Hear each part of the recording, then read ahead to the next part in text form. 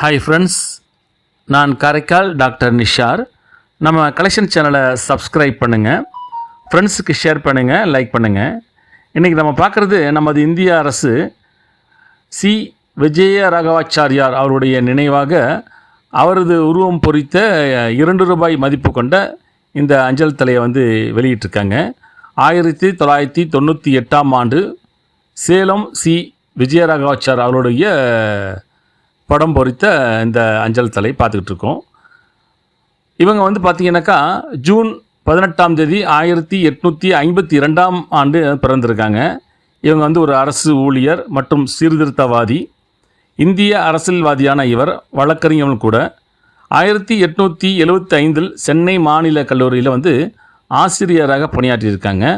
1882 சேலம் மாநகர சபை உறுப்பினராகவும் அரசியலில் நுழைந்து 1895 சென்னை மாநில கவுன்சில் உறுப்பினராகவும் 1913ஆம் ஆண்டில் மத்திய சட்டமன்ற உறுப்பினராகவும் பதவி வகித்திருக்காங்க.